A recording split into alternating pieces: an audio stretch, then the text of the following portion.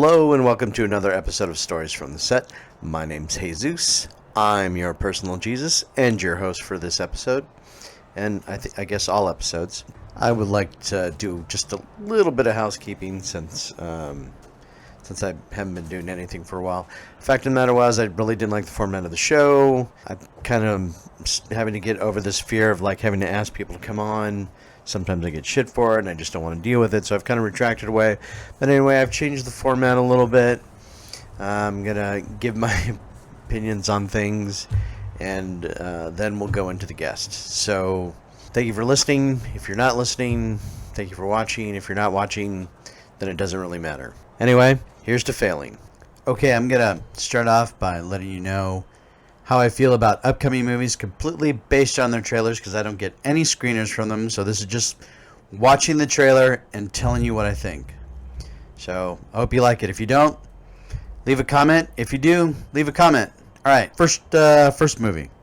My next trailer I watched is the new Rob Zombie movie called 3 from Hell.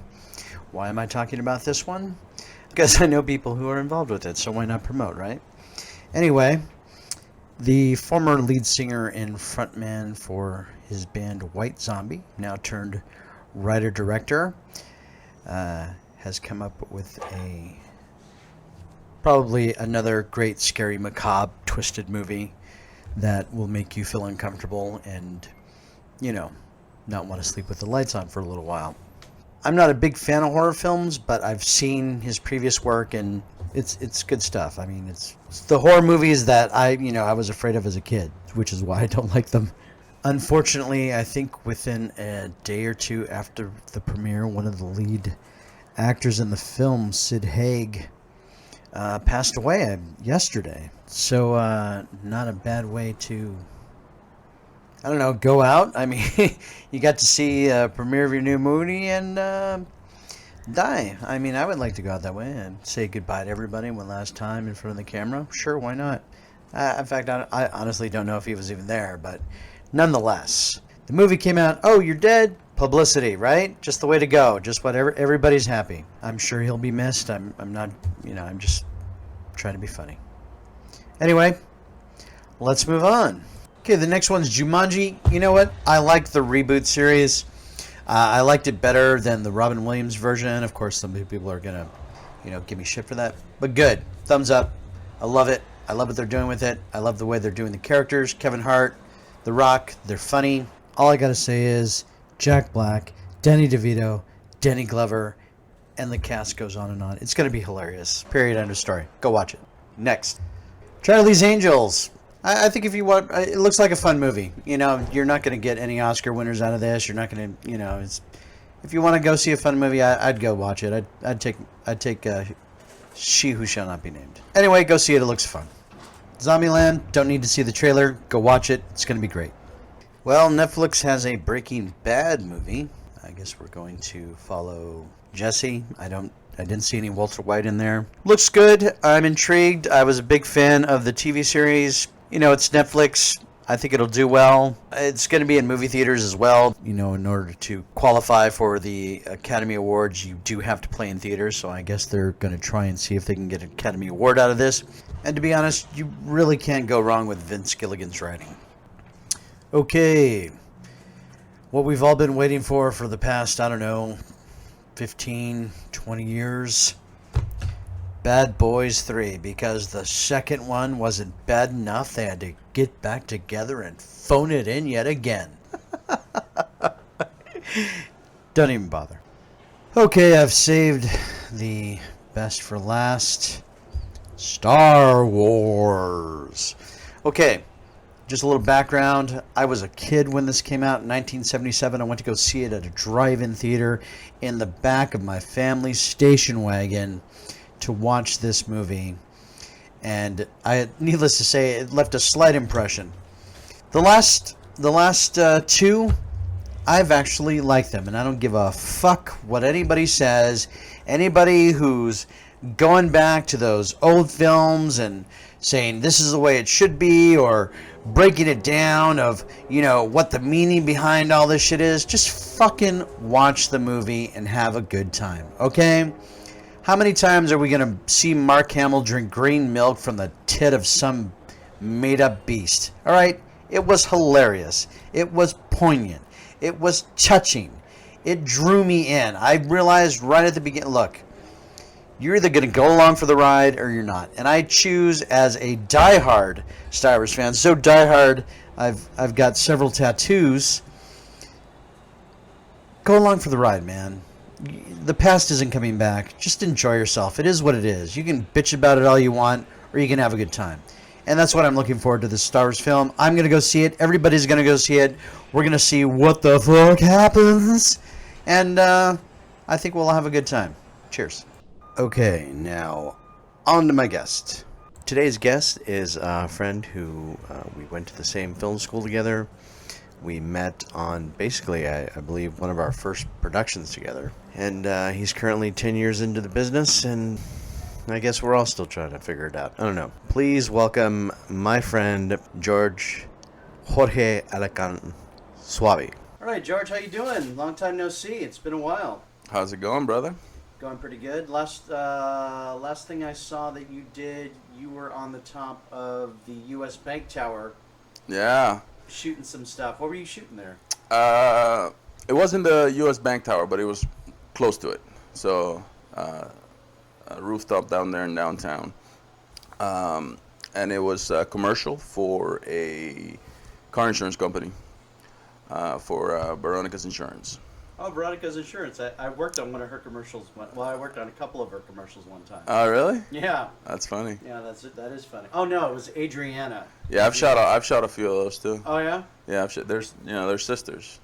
Are they really? Yeah. That's so funny. Yeah. We even shot something at her house one time. I was like, God damn, this is a really nice house. Yeah, they have the nice insurance houses. business must be doing well. Yeah, but that was a commercial we did a couple months ago. Pretty big commercial. It's still airing because we shot several versions of it up there. Mm-hmm. We had drones, we had all types of stuff up there. So you'll see them on TV every once in a while now. Okay, so let's see. You have a kind of a interesting story. I'm just gonna introduce you to everybody so we can go. You're not a natural citizen of the United States. Is that correct? That is correct. I'm actually in the process. In the process. Oh, yes, that's good to know. And so, where do you originally hail from? So I was born and raised in Cuba until I was 10. Uh-huh. And so in the 90s, my mom and my brother and me, we left. Situation in Cuba was getting a little out of hand with the Soviet Union falling. Right. So, we didn't have a lot of stuff there in Cuba, and we decided to leave. And we ended up moving to the Cayman Islands in the Caribbean, which a lot of people know from movies. Anytime someone's trying to hide money or not pay taxes, that's where they move their money. So that's where you guys went up to, huh? That's where I moved when I was 10. And I lived there till I was 23 and made my way to LA at 23. Oh, that's great. So what year was that you finally got to LA? End of 2009. Oh, so we met not too long after you got here. Not too long, yeah. That's pretty interesting. Yeah, on that really, really great series of movies we were supposed to make. Yeah. Remember we were supposed to make one a month? Yeah, what was that about? I forgot about that, yeah. And then that just kind of did happen. Yeah, a lot of tough stuff in the industry don't happen. Yeah. As you know. Yeah. So what was it, like when you left Cuba, were you able to, when you were living in Cuba, shall I say, are you able to see like American films or? Not really. I mean, in Cuba, it's a communist country, so Right. you have everything is state sponsored, including television. So you have 2 channels, and they're both, for the most part, the local news, the sports, and everything else is basically political propaganda, basically, right? Right. so you don't get a lot of exposure to the outside world. Okay. Nowadays it's different, but back then I'm talking about mid '90s, Right. when I was there. Right. And again, I was just a kid, I was like 8, 9, 10 years old. Mm-hmm. So no, you don't really get a lot of exposure to American films. The one memory I do have is remembering they said we're gonna show The Lion King. Oh, When that okay. came out. That came out. All And I right. remember every neighborhood, every kid was just at home. There was no one on the streets, just waiting for them to show The Lion King. Uh huh. And last minute they pulled it and didn't Oh, show really? it. They didn't And, show it? Me and every other kid was just crying and just. That's Eventually, terrible. then they ended up showing it. But that was like the one movie I remember everybody just flocking to the TV to watch, The Lion King. So, how did you get inspired to I want to go into the film industry? Is it when you got over to the Cayman Islands and you got exposed to? Yeah, I mean, yeah, definitely. Once I was in the Caymans, and once I left high school, it was never something that I wanted to do, or something that, since a kid, I want to be in the film industry, or anything like that. When I was in high school in the Caymans, I was into sports. Basketball was my sports. I traveled. I've seen you play a little bit of hoop. Yeah. So I used to, play with the national team in the Caymans. We traveled with different groups to the U.S. What position did you play? I played a shooting guard. Shooting guard. Okay. Yes, sir. Very popular now in the NBAs. Absolutely. Back then, it was just, whatever. Right. Yeah, because it's funny because a lot of people see me. I'm 6'4", so they go, "Oh man, you're really tall. You must play basketball." For basketball, I was kind of small. Right. For what I played, but a lot of people, the average person thinks, "Oh man, 6'4", you're so tall. You must. Why didn't you play in the NBA?" I go, dude, I was small for my position. Exactly. Kobe Bryant's like 6'7", and he was Exactly. playing guard. So. Exactly.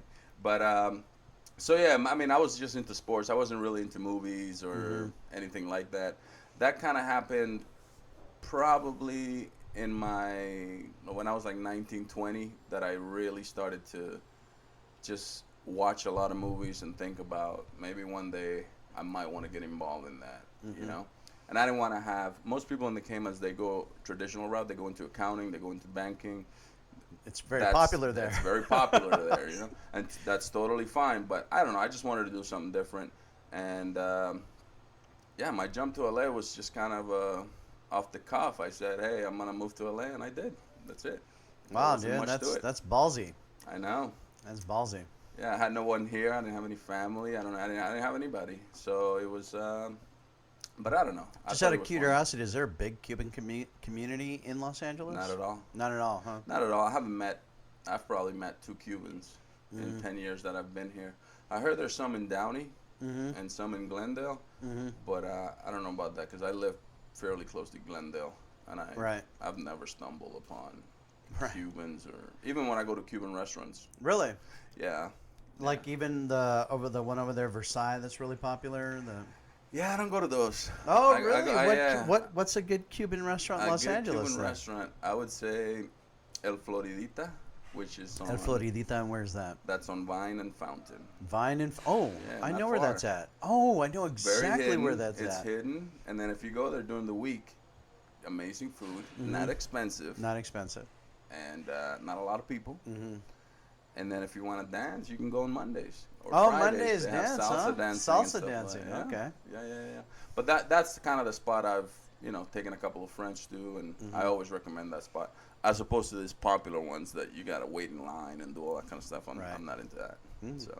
So if I want good, authentic Mexican food, Floridita. Cuban food. Cuban food. Sorry, Cuban. Mexican food you can get Mexican anywhere. food you can get anywhere. Out here in LA. For sure.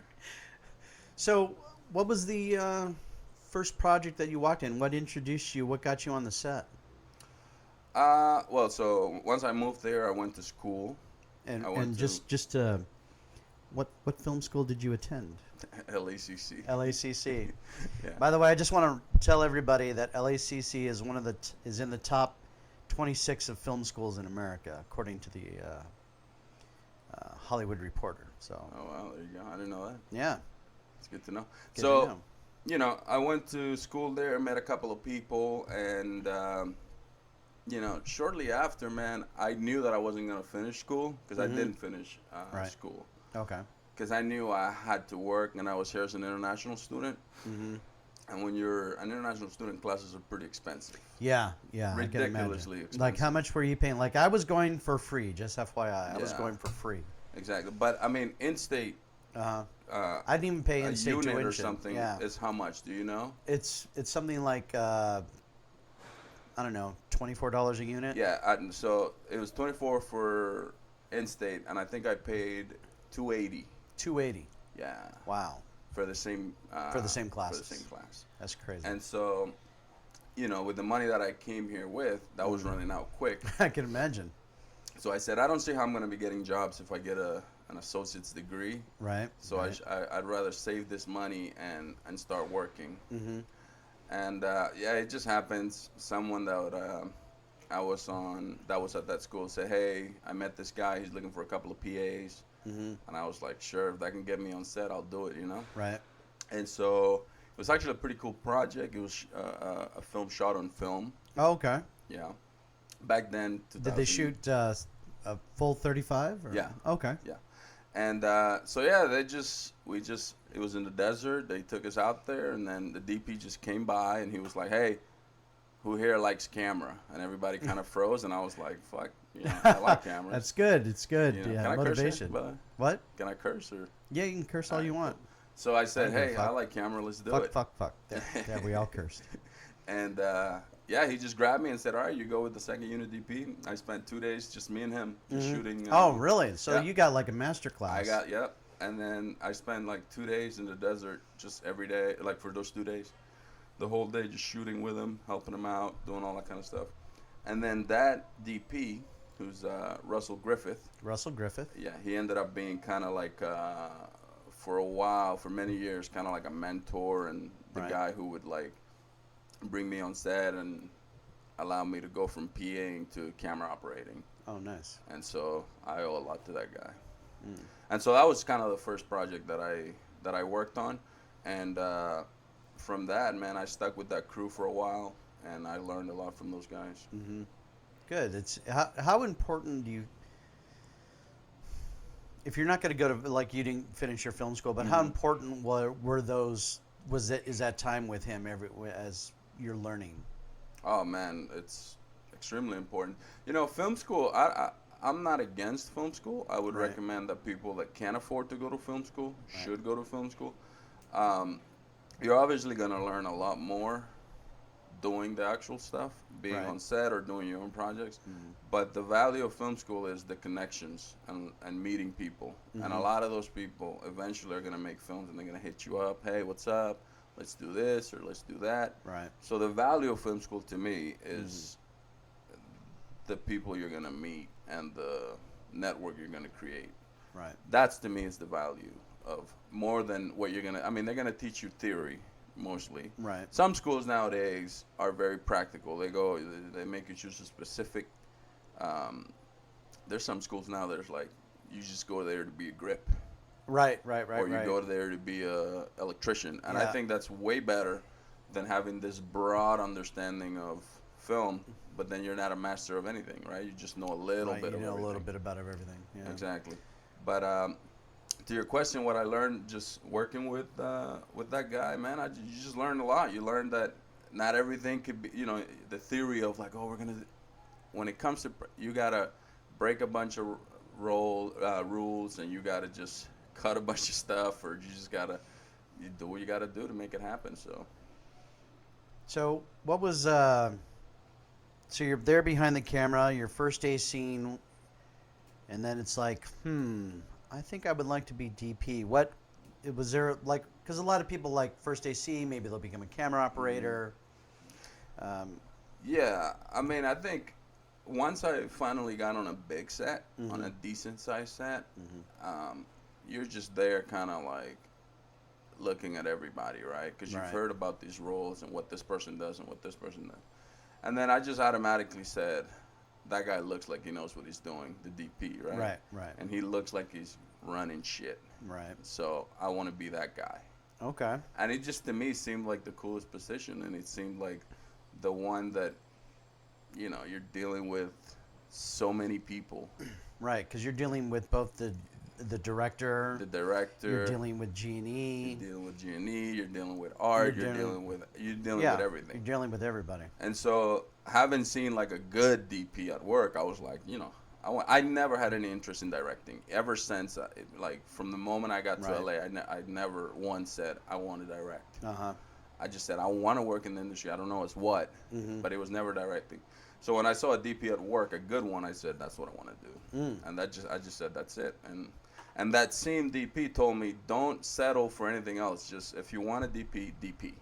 Oh, okay. That's it. That's it. Don't think about doing art and sneaking your way into it. Just say, hey, I want to do camera, and that's it. And that's how you're going to eventually start doing camera work. And he was right.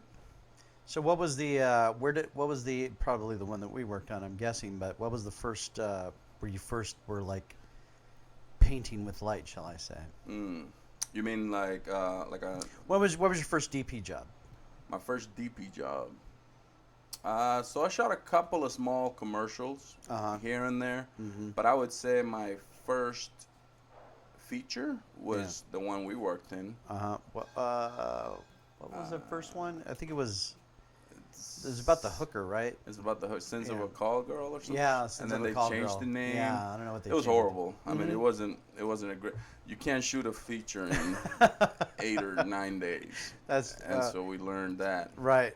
You know, but that was kind of one of the first ones where. That was a good trial by fire, though, right? Yeah, absolutely. I mean, I knew it was going to be. I'm sorry to interrupt you, but just from my point of view, you seem to like you knew I seem to think you knew exactly what you're doing, no matter what the situation was. I remember that we had to make that fucking light box for the.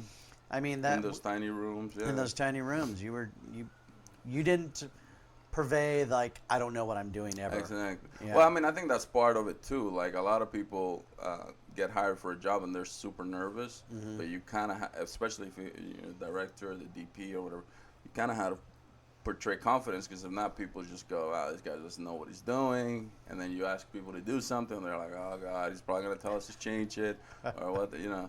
So you kind of have to portray confidence right off the bat, right? And I mean, I was confident. I just knew that we were dealing with not a lot of money.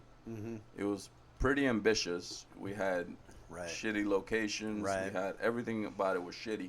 But you know, when you get hired for a job as a DP and you're starting off, you kind of just take it, man. Yeah. Even if you know it's gonna be a nightmare for 10 or 12 days, you kind of just take it, because you're not getting a lot of offers. You know. No, you're probably not. That's probably where. I mean, that's where you cut your teeth. That's where you can make your mistakes and nobody's going to notice. That's where... Yeah, and absolutely, that's the way that I looked at it. I was like, where's this going? He's like, oh, it's going on DVD. It's like, it's going to like, you know, South America. I was like, perfect. Perfect. Love it. Because I knew like, oh, I can do this. I learn, and it's not something that, you know, it's going to define me. It's just like basically a stepping stone. And it was, like I said, I'm happy that I did it, and I got some great shots out of that film for my reel. Just as a whole, I knew it was too ambitious, too little money, and I knew, you know, there was a lot of problems on set and bullshit on set and stuff like that. So, but I'm happy that I did it. That was kind of my first feature that I shot. So what? Let's just talk about the tools of the trade for you. That initial shot, what are you carrying with you to set? What do you got in your pocket? What do you got in your bag? What are you holding? Well, I knew you mean that specific job or any job? Just like starting off. What did you have starting off, and now what are you working with now as far as like light meters and? Yeah, I mean basically just a light meter, and that's about it. Is there any specific light meter that you prefer over others? others? No, I use the Sekonic light. I can't remember. I don't use a light meter anymore, so I don't remember. You don't even bother with a light meter. I don't even bother with it. Nowadays, a lot of people don't. A lot of people do, but a lot of people don't. You know, you got false color, you got, you know, waveforms, you got all this kind of stuff. You're seeing the image perfectly as it is. Do you think that's mostly because, like, basically what the camera sees is what you're getting? Is that why you're... A lot of it, yeah. I mean, there's certain situations where you go, I could really use a light meter right now, but... Again, you're seeing it, you have waveform, you have false color, you have all this information that you can be like, all right, this looks good, and I could also fix it in post, right? You have Okay. latitude. Right, You go, right. okay. If I mess up on here, I have some wiggle room in the editing room, which is why a lot of people just go, whatever. Let's just go. Yeah. Um, but yeah, it's just a light meter. If you're doing handheld stuff, I have a handheld pouch that I put on my shoulder. Oh, But really? yeah, that's Okay. about it. I mean, you don't need a lot. Okay. You know, I don't know. Just everything's just on set, really. because growing up watching films here in this country and hearing about the DPs, they used to be like these wizards. They would look at the camera and you probably couldn't see anything, but you would have to trust them because they got their light meter out. Exactly. And I guess that's not the case anymore. No, that's not the case anymore. Now now you have monitors everywhere. You have a monitor on the camera. You have a director's monitor. You can't even get to it because everybody's trying to look at the monitor. That's you true. have 7 or 8 people critiquing or admiring your work, and you're like, can Right. everybody just back off? So yeah, there's definitely no lack of seeing what you're getting nowadays. How do you? What's your attitude towards suggestions about when you're doing your job, like coming from like maybe the gaffer or the key grip or?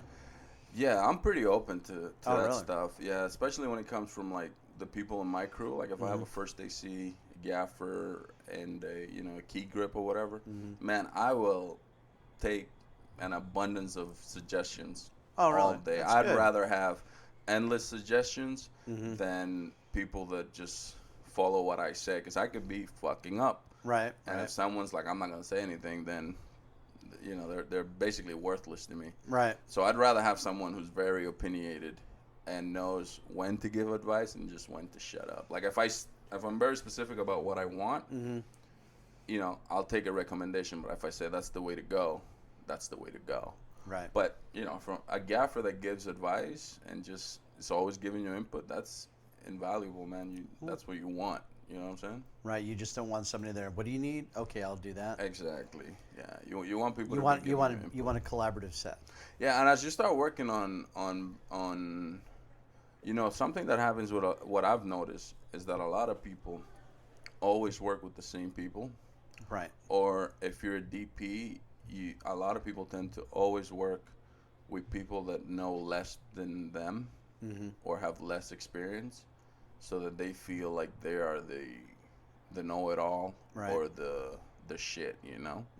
But as you start working on other stuff and you go, I'm just gonna hire a way more experienced gaffer, or I'm gonna hire a union first AC, Right. or I'm gonna this and that, then you start to realize like, oh, it's good to not be the guy that knows it all. It's good to have people that say, hey, you should probably think about this, and you go, did that makes sense? Let's do it that way. Thanks. You know what I'm saying? Right. So it's good to just work with people that have way more experience. So you kind of, instead of always having people race up to your level, you're kind of like, I got to step my game up, Okay. which Yeah. I think is something that a lot of young DPs don't do. I actually think that's a good way to go because successful, or at least I've read that successful people surround themselves with people who know more than they do. Yeah. So they're getting good information. So that's a good collaborative No, way to absolutely, look man. at things. I think it's right. The only problem with that is that when you're working on small stuff, you don't have a lot True. So you need True. if you want to hire more experienced people, they need to like you. Otherwise, they're not gonna. They do need to some like people, you. to them, it's just a job. Right. So. So I'm setting this little thing up right here. You said one of your favorite scenes on film was the dance scene from Blue Valentine in the hotel. Yeah. And I'm going to bring it up right here. No one's going to be able to hear anything, but we're going to break it down. And no one's going to be able to hear anything like right now. I'm going to put the video Yeah, I up hear on it. I hear it. up on there. Have you seen this one? I've never seen this movie. It wasn't. It didn't appeal to me, shall I say? It was not in my. You should watch it. Maybe I should. Yeah. Maybe I'm missing something that I don't know what's taking so long. Maybe I should let It's the movie load. I'd say it's probably last 10 years one of my favorite films. Okay. And it's not amazing when it comes to cinematography, but it just I feel like for the story, the cinematography was perfect. Oh, really? Yeah. And the dancing is the one in particular that you liked, huh? Yeah, the whole movie is shot very. It's actually shot on film, and it's shot very. It's very unique the way that it's shot. It uses a lot of super close-ups when they're doing like conversational scenes, and like I said, I think the style of it is so simple that you go, I don't even know if they lit this movie, which I think it's. I'm putting in the CD. Okay, so here we are watching it, and oops, accidentally pressed pause.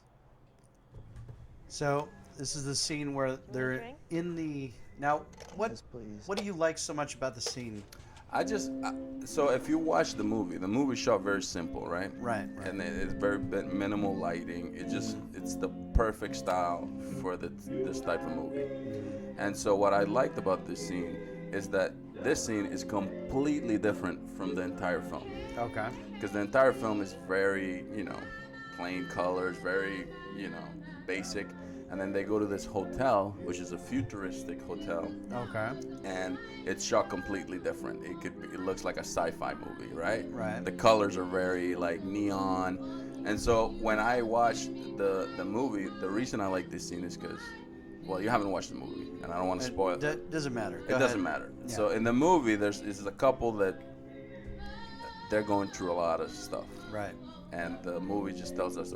So they go to this hotel to spice things up. Okay. They're trying to spice things up.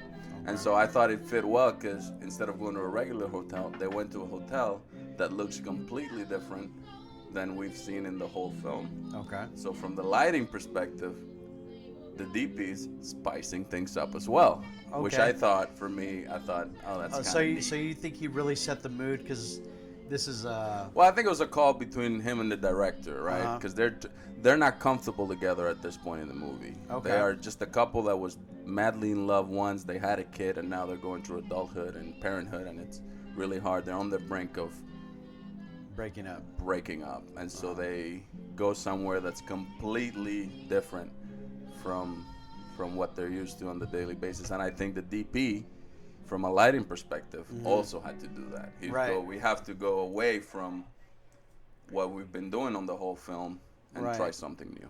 Yeah, you could see the difference in. It's almost like Steven Soderbergh stopped it for a little bit. Exactly. But No one knows what that means, and it's your fault. You don't know anything about film. Exactly. But the reason I love that scene is because it's the story in the film does it, and then the cinematography also does it. Like they were both forced. The characters and the lighting were both forced to do something completely different, and that's why I love that scene. Okay. But I love the movie more than I love the cinematography of it. Right. Yeah, that is actually a good scene because, in case nobody knows, we paused the podcast to find it. But comparing it to the scene before and the scene after, it's a dramatic lighting change from the entire film.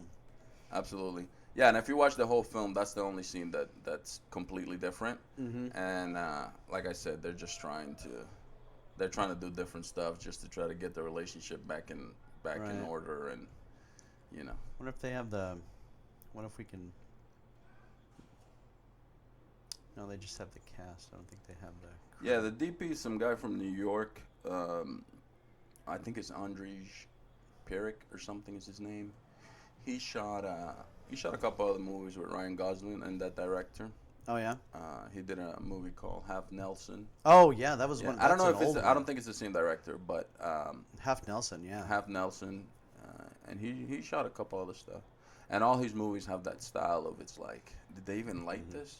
But it looks very dramatic. It looks very good. That's what I like about Ryan Gosling as an actor is he cut his teeth on all these independent films back in the '90s. Yeah.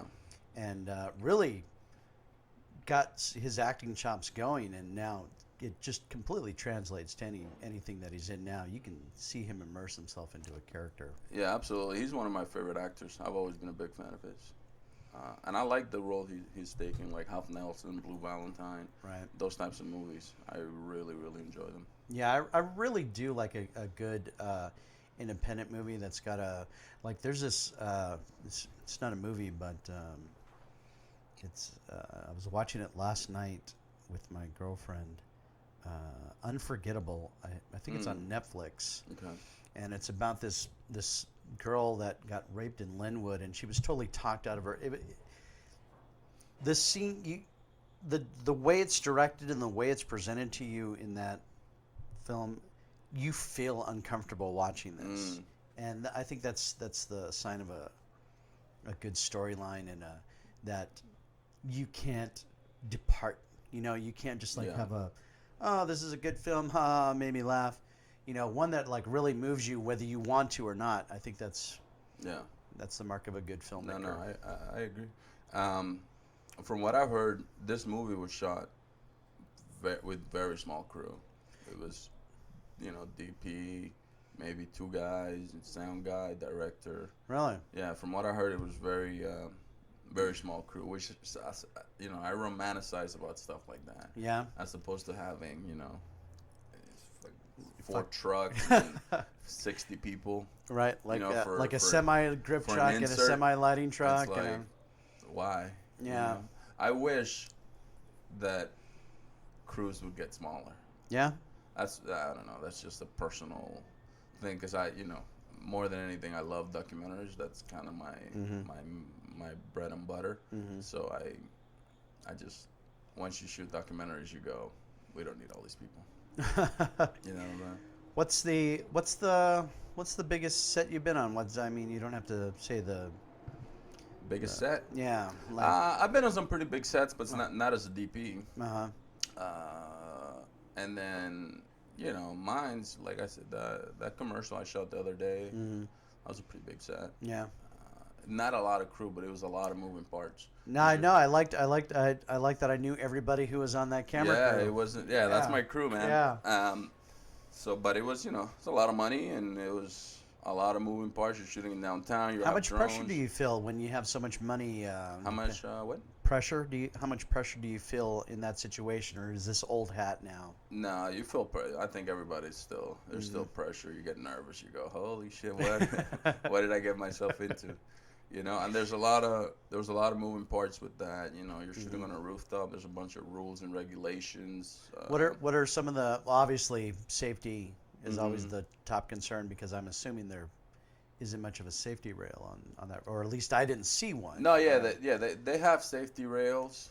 Obviously, if you watch the commercial, you don't see them because we did everything possible to avoid them. Right.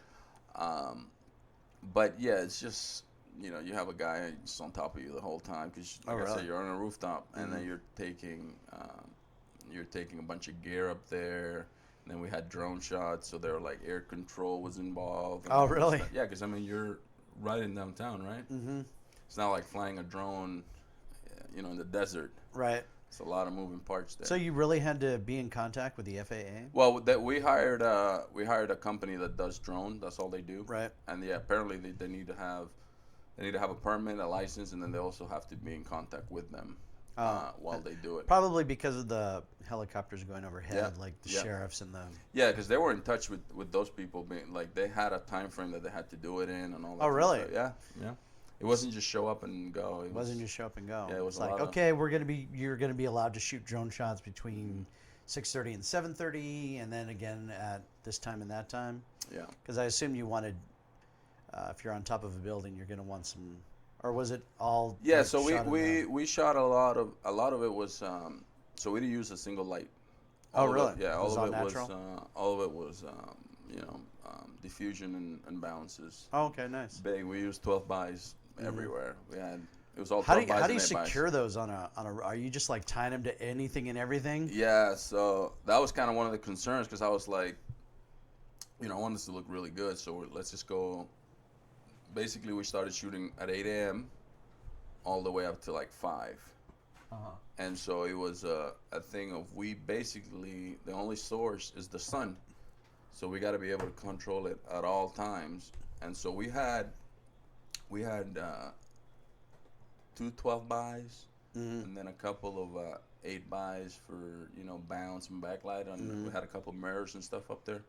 Because he went from one character to 2, and then 4, and then eventually we had like 26 people up there for the main shot of the CEO of the companies with their team behind. So our G&E crew, man, they our grips, they did a good job. They just had a lot of sandbags, and they tied everything off, and they were always one guy on each one, just keeping an eye on it and stuff.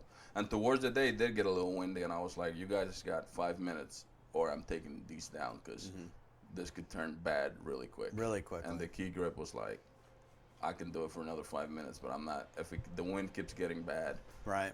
You can't have. It's a sail, basically. It doesn't matter. Yeah. And but it was cool. I hired mostly union guys on. It wasn't a union show, a union gig, but most of the guys that were on there were union people. That's good. Cool. You want somebody, I would think anyway, you would want somebody with a lot of experience.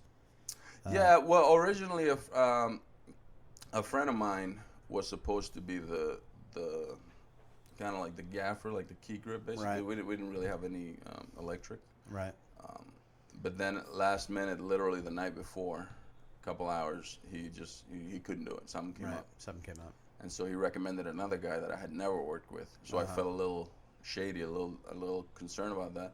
But the guy was great. He knew what he was doing. Oh, he was good. also experienced, so it worked out. It's always one less thing you have to worry about, right? Yeah. When you're on the set, especially on a set like that. Yeah. Did you the last feature that I shot for those folk? You remember that one, the Sherry Ray Kiss? Yeah. Were you were on? Yeah, I was on that one. Oh, okay. Yeah. Because that one was neat. That one ended up being neat. After we. I never saw the finished product, but I was there for the entire thing. Yeah, so I got some really good stuff on my reel. Oh, did you really? That. And I think as a complete feature, given that we shot it in like 14 days or whatever. 10 days, 14, yeah. I thought it came out really good. I got a lot of great stuff for my reel. Did you really? Good. Yeah.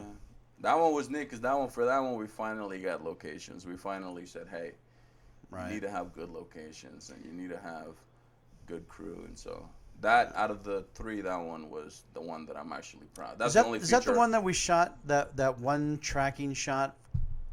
That was the worst experience of the whole film. Yeah, that was the worst experience. I almost quit that night. Yeah, because I thought that was ridiculous. I just went and talked to them and said, if this happens again, we're all walking off. Oh, I'm glad you did that. Yeah, and then after that, if you notice, it was smooth sailing. Smooth sailing after that, for the rest of the week, and we got some of the best stuff. So that's kind of the only feature that I tell people that I shot. The other 2 are, like I said, let them burn, man. Let them burn. Let them burn, Yeah. Yeah. I think we what was it? Death of a Gangster, was that? Were you on that one? Death of a Gangster? No, that was a white guy who was a DP. Yeah. No. Yeah. Those guys aren't in LA anymore, I think. I know they totally went to Mexico. Yeah, because see the problem we had is that they wanted to run stuff in LA the way they run it in Mexico, and you can't do it. You cannot do it. You can't pay a cop $50 to stop a street. And even if you're filming with kids, there's rules, man. Right. Like Yeah. So they were trying to get away with a lot of stuff, and I was like, you can't do that. Yeah. And they were like, why not? And I'm like, you just can't do that. Yeah, you can't do that here. You know what I'm saying? This kid's got to take a break. Yeah, you can't do that. So. Right. I'm not surprised they're in Mexico now. I'm not surprised either. I'm not surprised they just said no, we can't do it here. Whoa. Yeah. What was that? What was that one episode? That television series we shot twice because of poor knowledge of the Latin language or Mexican or Spanish. Oh yeah. Remember that guy? That was another Latin American production. Right. It was like for just recreating popular popular whatever's in the tabloids, basically. Right. Like the popular tabloid TV reenactments. What's that comedian? The old guy. Bill Cosby. Yeah, like the Bill Cosby Shabakle or the Kim Kardashian stuff. And that was like ridiculous. I'm like, really? Yeah, that was some of the worst stuff I've ever worked on. But that was, it's like I said, man.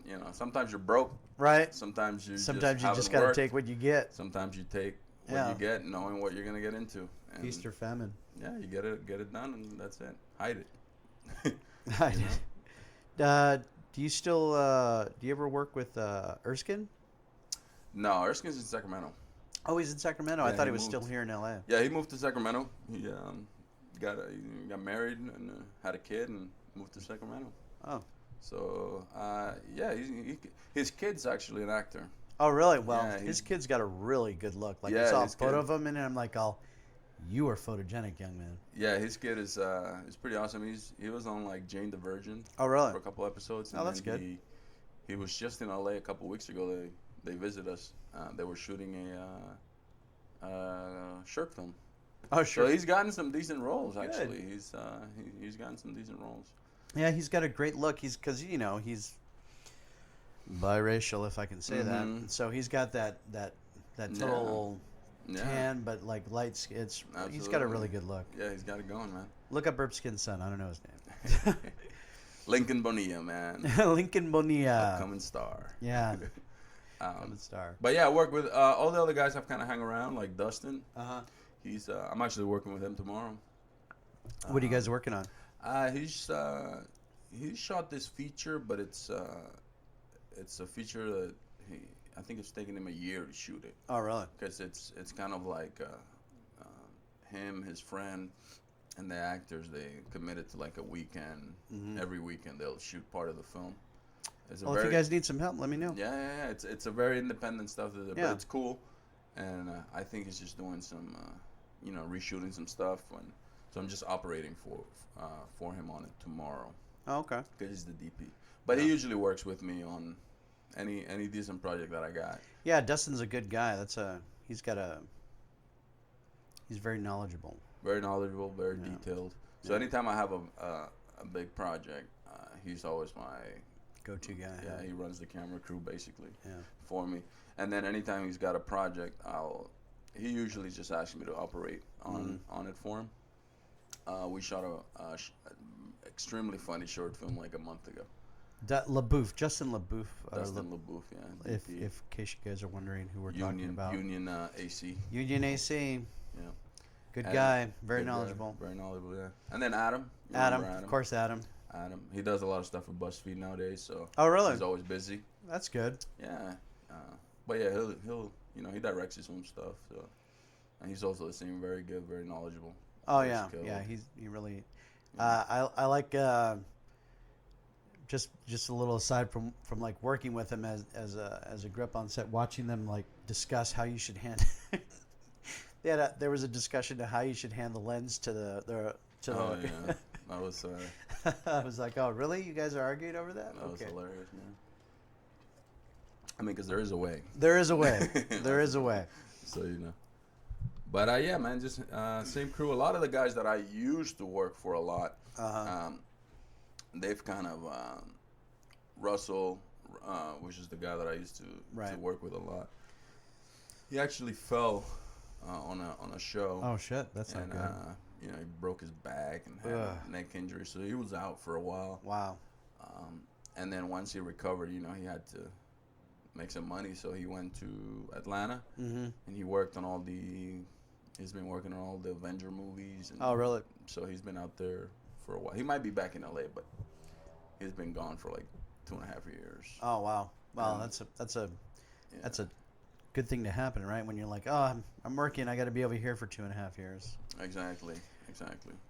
Have you had anything that's taken you out of the country?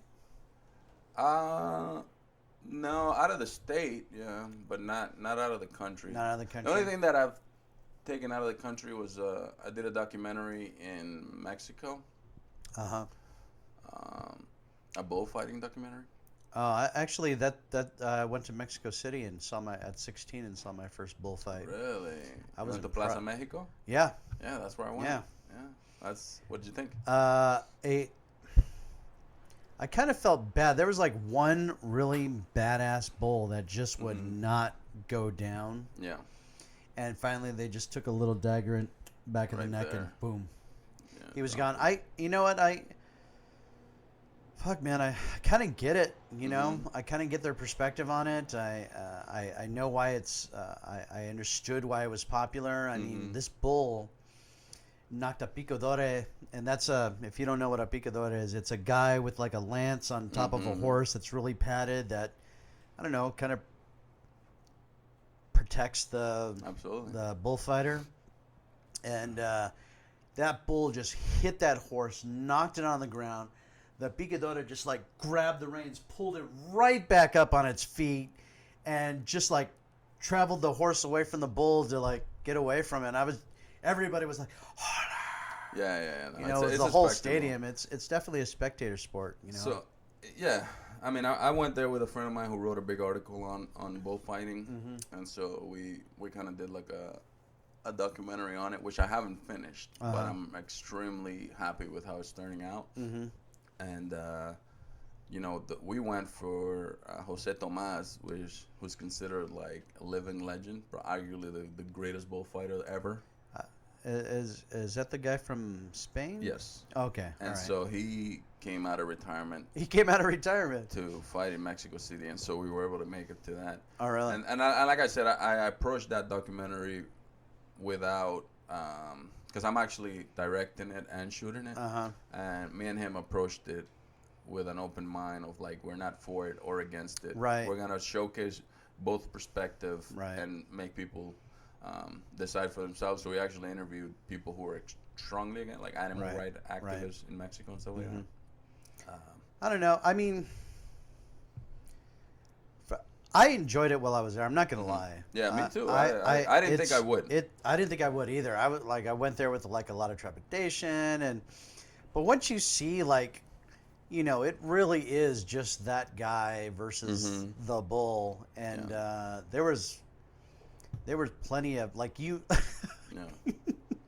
It's the only place I know of where people will whistle at you for not being close enough to the bull when it runs by. You know, like you're being a pussy or something. Yeah, and that's how you measure the greatness of the bullfighter, is how Right. close he's willing to let the horn of the bull go past him. Right. And you know, a lot of people that go there, a lot of the older people, they say it's not a sport, it's just a celebration of the bull, because you can pluck with a bull, you can root for the bull.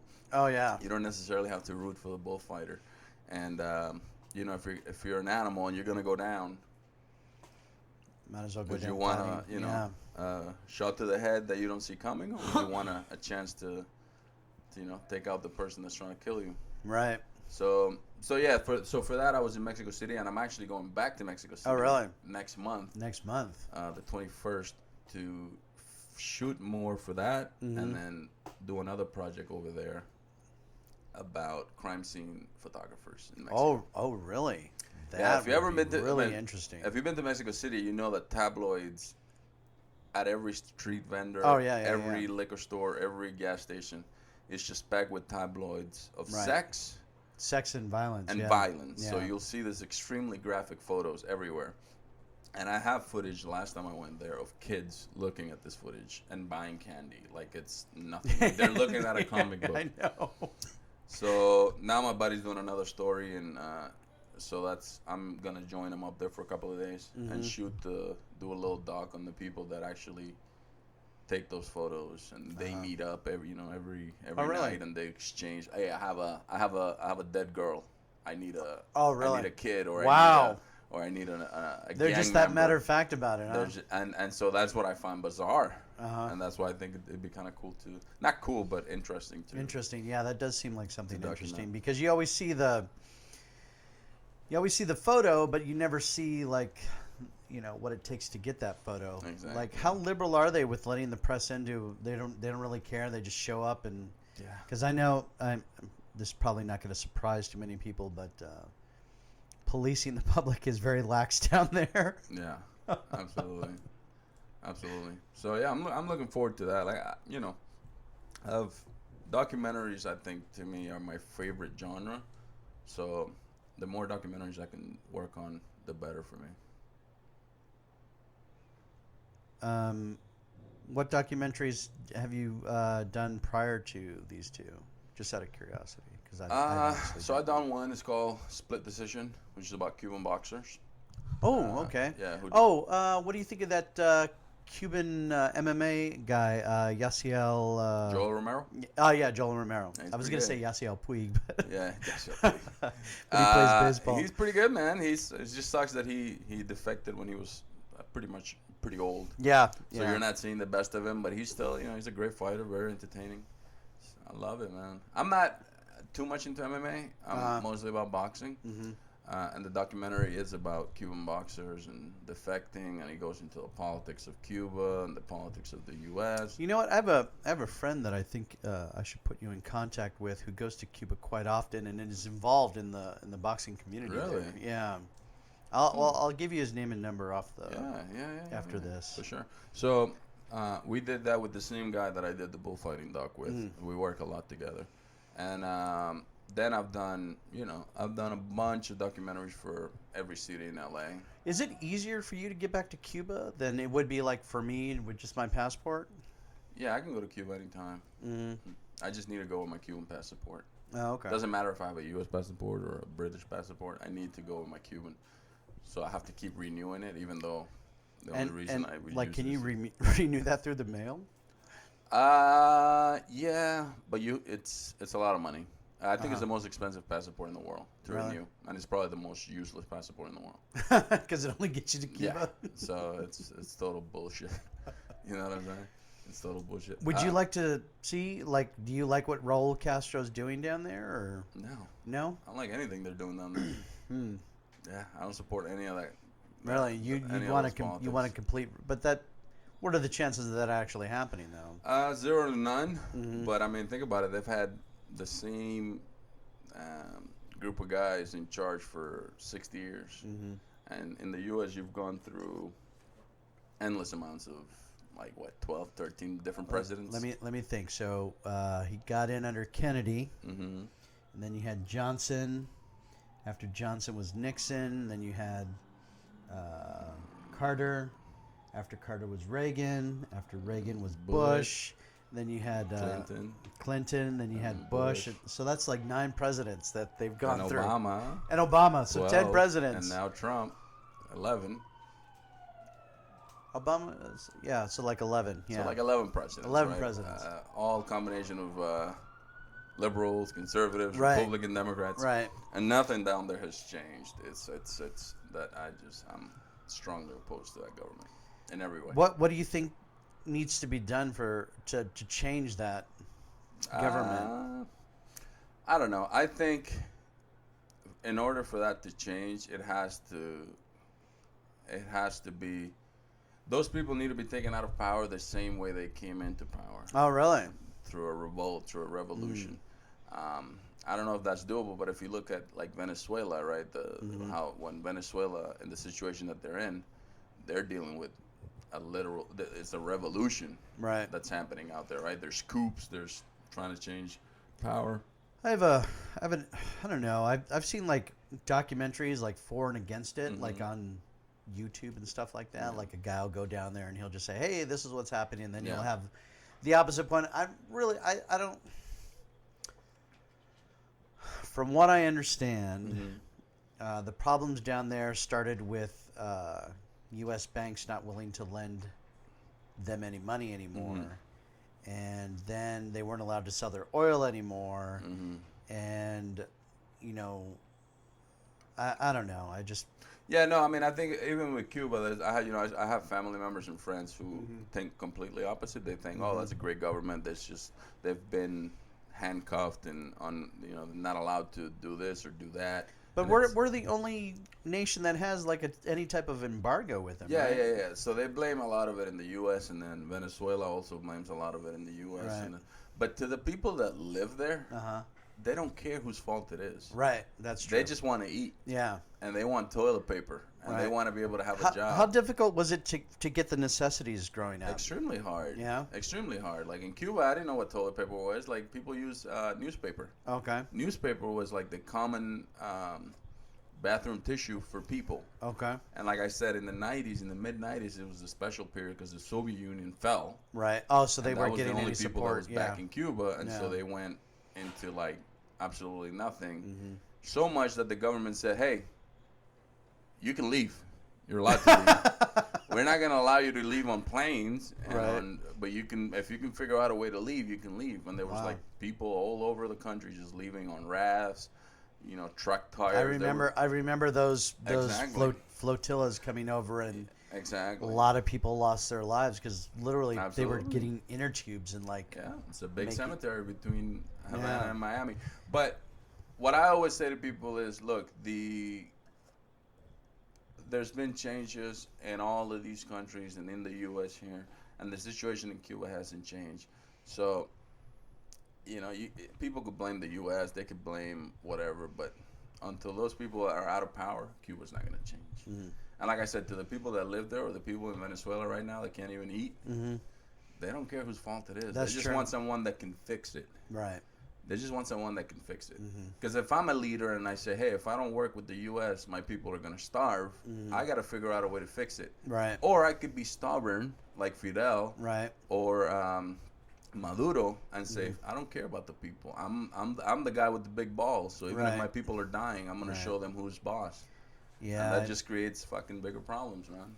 Yeah, I thought it was. I mean, grant you, they were they were coming in with government troops, but they were still bringing like first aid to the Yeah. country. But I don't think they wanted any U.S. troops within their border. So, Yeah. but but yeah. So it was. Find it's kind of strange that newspaper was. Because you growing up here, you don't think of like what other countries have to Yeah. go through that are embargoed against or. Yeah. But No, you, I mean, and you can get Cuban cigars here now, though. Yay! I got a bunch. You want some? I'll take a I'll couple. help you out.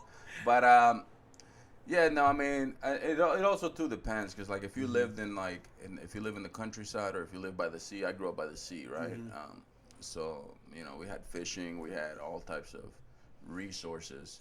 Then if you live in a major city, you're dependent on the state basically to provide all your food. The bread, the vegetables, the Were you able meat. to grow your own vegetables? Yeah, a lot of people grew their own vegetables. Okay. Yeah, in Havana back then, like a lot of the buildings there have rooftops. It's kind of like New York, right? And so, in that time, a lot of people created gardens on top of the Oh, rooftops wow. to try to be like, hey, we don't need to be dependent on meat. Right. We can figure out a way to. Would eat you our like food. to? You're gonna what?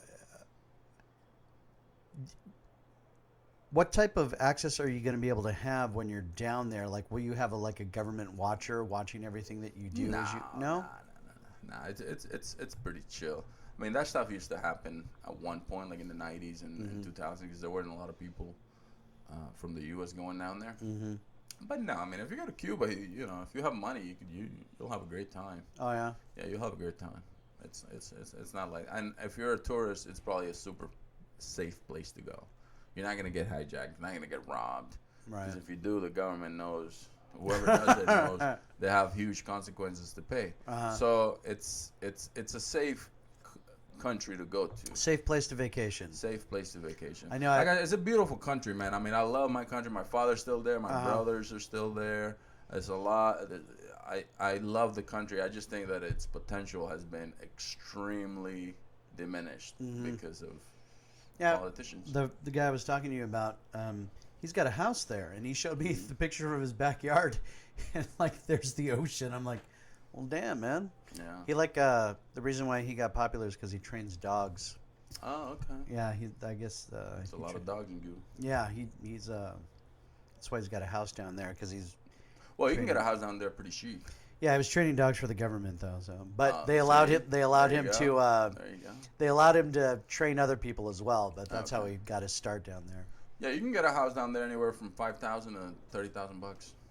Ooh, that's beachfront property, people. Yeah, you can get So Do you want to retire there?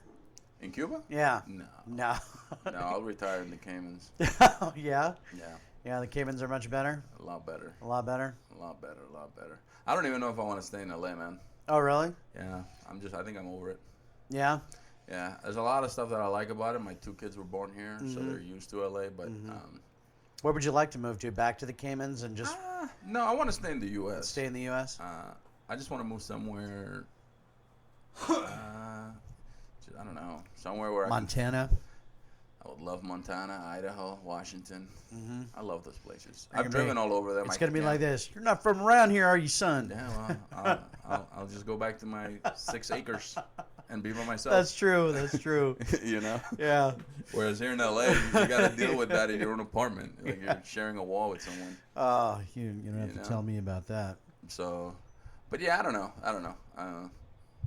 There's a lot of stuff that I like about LA, but a lot of stuff that I don't. So, kind of got to live with it, man. All right, I'm gonna pause this again, Okay. so we can find. Mm. So this is the. Tell us what scene we're watching here.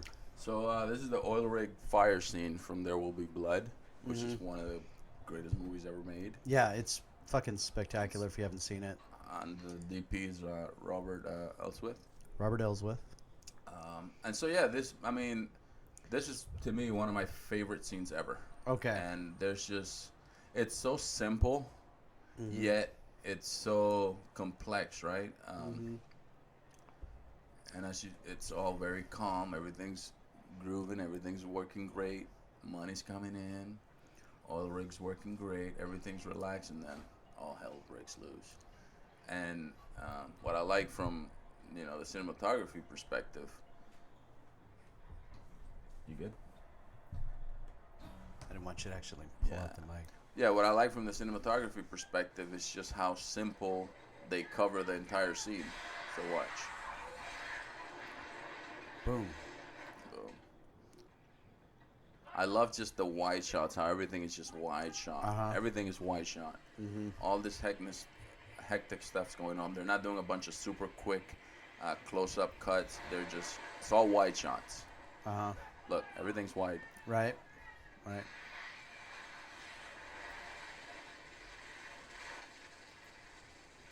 Great steady cam. Mm-hmm. Just the production design on this is just amazing, man. The locations, everything about it. What do you think they're using for oil? Because obviously you can see in the I think previous. they used. They said something that McDonald's uses for something. That's what I've heard. Chocolate yeah. syrup. That's what I've heard. Yeah? It's something that McDonald's uses. Okay. And I can't remember specifically for what, but that's what they used.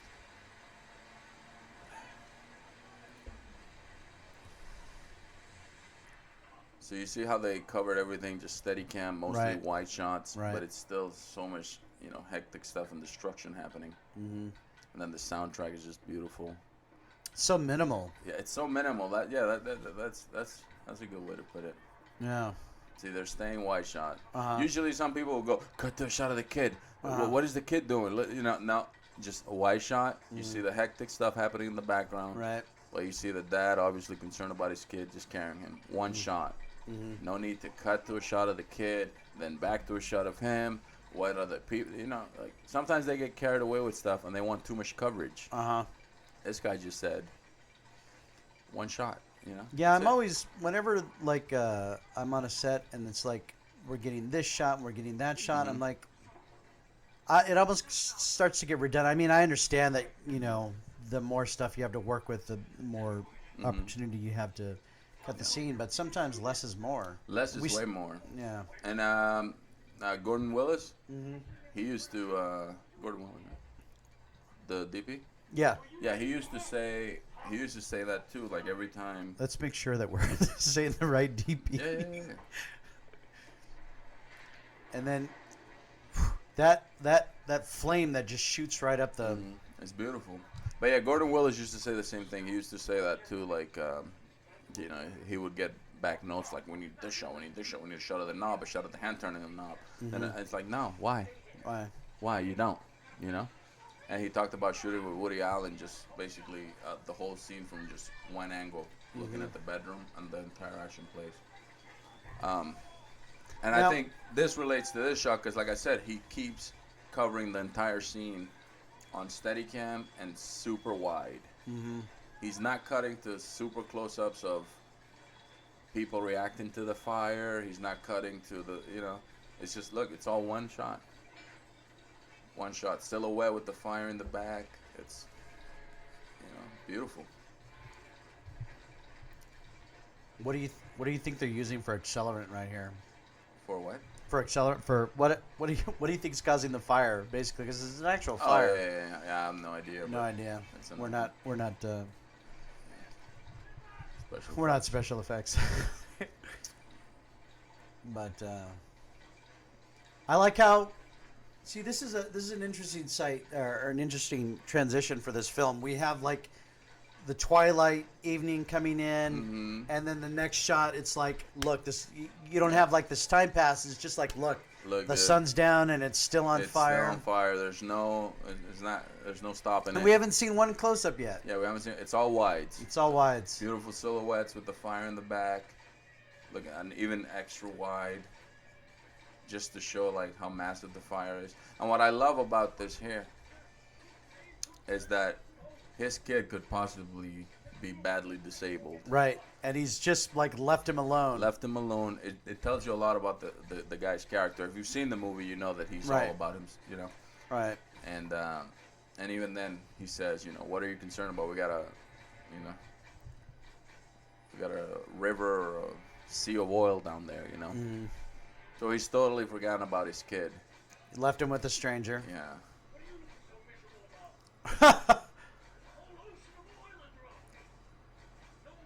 Exactly. Still wide. Right. And now you've kind of gone into this is his rival. This is his so rival. now you go Now to you- a close-up. Right. Now you go to After a all close-up. that. After all that. The entire scene's basically played out. Went from wide shot to wide shot. Everything's wide. Which I loved because, Now, obviously, look, he's excited. His kid's, he's no longer concerned about his kid. right? He's like, He's like, we have even oil. though it's on fire, and we know we can get it out. We know we have oil. We and know then we've got oil. He pushes in, finally, to a close-up. His friend, who's not even the father of the kid, is more concerned about his kid. Right. No, he isn't. So he goes to check on him. But he stays. Yeah. He cares more about the oil than he does about his kid. And then you finally go in for a close-up. So I don't know. I thought as a scene, it was beautiful to me. Look how close he gets now. Right? Yeah. And you can see that they're actually using the fire because in his eyes you can see. Yeah. the- So what I read was that they use flickers and stuff Right. like that. But every scene in this movie that's with fire was used. The real fire was always the main source. And then they filled it in or added a little bit more with flicker. But as opposed to just using flicker to play fire, they actually Right. used fire, which I Yeah. thought was neat. I've been a flicker artist There you one go. or two times in my life. Yeah? with Yeah. television. Yeah. So yeah, I think as a whole, man, this is one of the most beautiful scenes I've personally ever seen.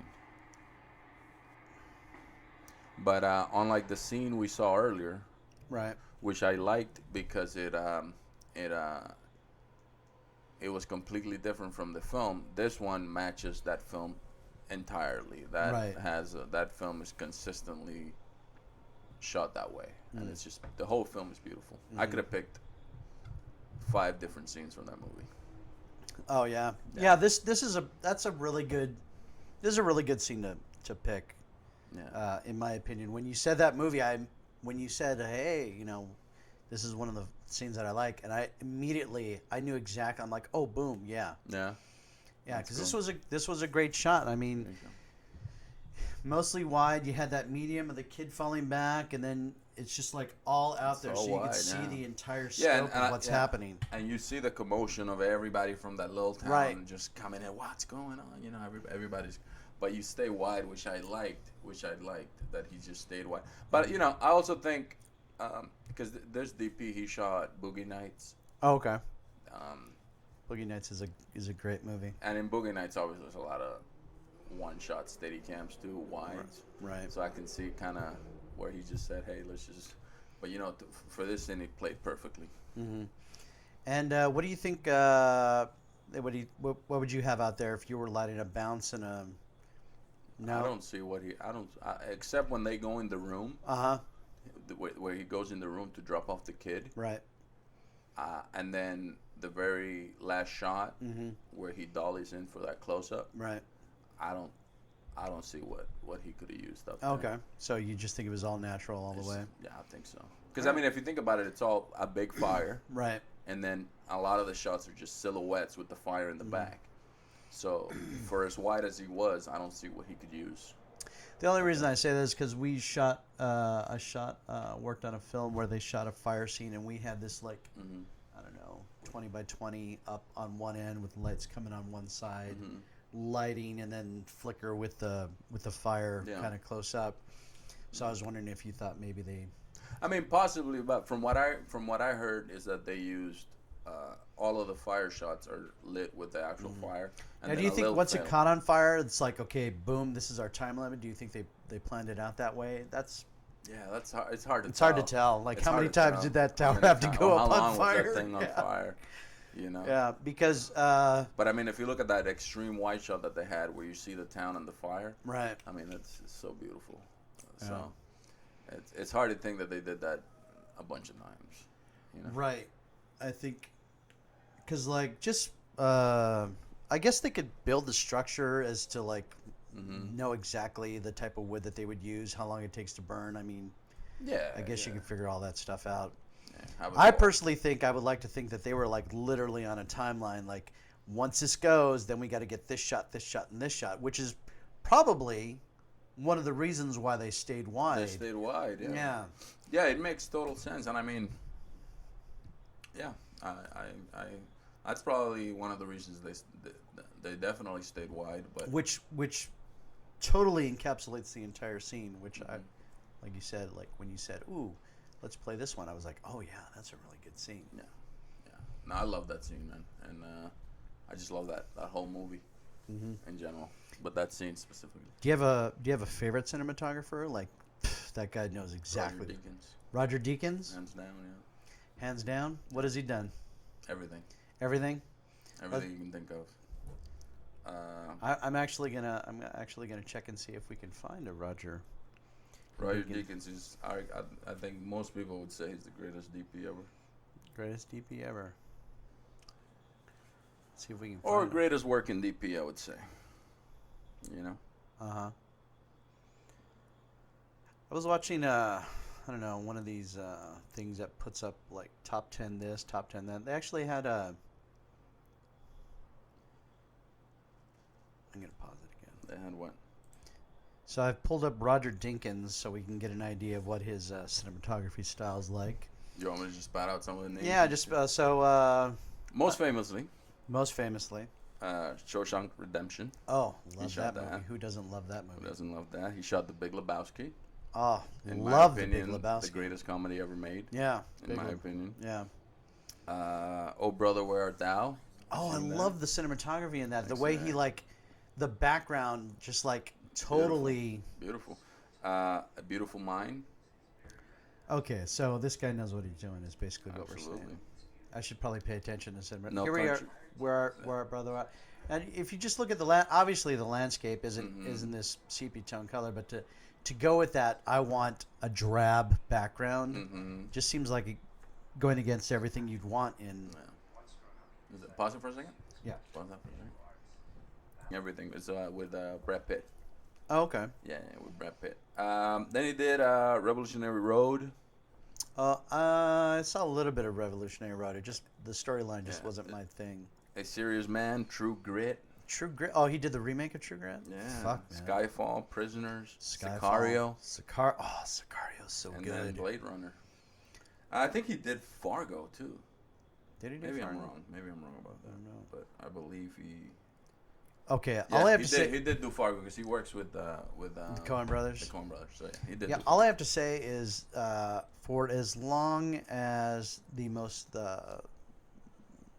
the newest Blade Runner was, that was just cinematic porn. Is basically Yeah, I didn't watch it. what it was. I mean, you just have these beautiful wide shots of this. I mean, it was just like if you were a cinematographer, you'd just be like, yes, that's exactly how I want my film to look. You know, everything was just done so well on Yeah.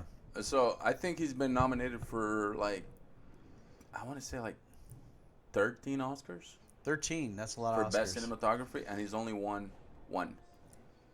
That's like the Martin Scorsese of cinematography. Or the Leonardo DiCaprio. Or the Leonardo DiCaprio. As Leonardo, I don't think I he's... think he won. Yeah, he Did finally he win won. an Oscar? Yeah, he finally won for The Revenant? the Revenant. Yeah, but Roger Deakins also finally won after not winning for fucking Shawshank Redemption. Are you kidding me? Or No Country for Old Men. How could he not win for Old Brother Where? That was such a stylized Yeah, film. That was so subtle you didn't recognize it until you watched it a second time. Yeah, or but third it's time. the problem of being Look, nominated. he also did the... Being nominated when an extremely popular film also happens to come out that year. Kind of like Pulp Fiction and Forrest Gump and that kind of stuff. Right. But yeah, I think most people would consider him the top DP in the world right now. Obviously there's others, but Right. He just... he's out there, man. I don't know. All the films you've named, I've liked each and every one of them, and I've been impressed with the cinematography on all of them. Yeah, he has there's a breakdown on YouTube of him breaking down his favorite scene. Oh, really? And it's a scene from No Country for Old Men, Mm-hmm. when the sheriff goes into the room to find the killer, Right. and it's just a simple scene of him going into a hotel room. Right. But he breaks it down why it's his favorite scene, and it's pretty good. It's on YouTube, so anybody can look at that up. Oh, it looks like he did a Bond movie as well. Yeah, Skyfall. Skyfall. Wow. Yeah, he did Skyfall. I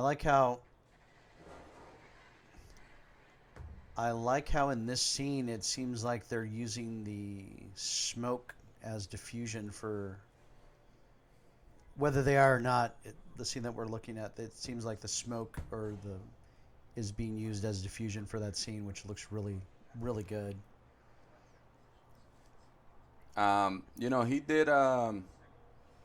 did Sicario, which you've seen Sicario, Yeah, right? Sicario is fantastic. Beautiful film. So that film actually came out around the same time that a documentary called Cartel Land. Uh-huh. If you haven't seen it, it was nominated for an Oscar. I haven't seen I it. think it should have won. It's one of my favorite documentaries ever. But it's about the cartels in Mexico, which Sicario is Right. also about the same. Right. So this guy who directed that documentary, he just went out there by himself with a C300, but he shot the film beautiful. Mm-hmm. All these wide shots in the desert, all this stuff. And so once those two movies came out, Roger Deakins and that director actually met. Oh, really? And they had a conversation. Deakins was like, a lot of your documentary inspired a lot of the shots in my film. Oh, wow. And the guy was like, are you kidding me, dude? And then Deakins go, I get to work on all these big movies and stuff like that, but when I look at the stuff you've done and the documentaries and stuff, I envy that. I wish that I could be doing that. Wow. Well, And then, because he started as a documentary filmmaker. oh, did he really? Deakins started doing documentaries in England. He started doing documentaries, so he credits a lot of his DP work from what he learned doing documentaries. And so he's a big fan of documentaries. I don't like, because not to. I mean, let me tell you something. It's like documentaries don't get all the hoopla that the big movies do, but that's some real artwork there, because you're like Absolutely. down there with like maybe you and another guy, maybe the sound guy, Absolutely. the camera operator, and you. Absolutely. And documentaries are getting so much better. Oh yeah. I said, just out of curiosity, since you brought it up, what's your favorite camera? What camera do you like to use nowadays? Nowadays, yeah. Alexa Mini. Alexa Mini. Yeah, hands down. I think that's the standard. Yeah. Yeah. I used to use Reds and stuff, but if I have a project with money and I can rent a camera, it's definitely Alexa Mini. And then probably some Cook lenses on there. Yeah. Yeah. That's what I shot that commercial in downtown with. Alexa Mini and the Cook lenses. And why do you think? It's kind of disappointing, because Panavision just kind of seemed to miss the whole digital thing. I think they got a couple. I think they have a couple. I don't hear anybody talking about the new Panavision or the new. It's always Ari's or. Yeah, I just think that's upscale I mean, productions. But yeah, Alexa's the industry standard basically. There's Ari's our lighting. Sorry, my bad. yeah. Yeah, but Ari Alexa. Yeah. They're the industry standard for anything that's serious. Mm-hmm. So yeah. And do you have like your go-to lens, or like this is going to be what you like to use on a master shot, like? No, No? Just depends. When you first start off, you fall in love with long lenses because you want that depth of field. Right, and you're right, like, right. yeah, let's just blur the background and that whole shebang. Right. But again, I will say, because of working on documentaries and stuff like that, and doing walk and talks and just interviews, and I feel like most people, the more they shoot, the more they start to fall in love with white lenses. And now I just, man, if I can shoot everything wide, I would. Even a close up of someone, I would, instead of shooting it on say a 85 or a 50, I would probably, if you let me, I would put it on a 40 or a 35 and get close up. Oh yeah. And get close to the person, And also because I've done a lot of street photography, and if you're photographing subjects in the street,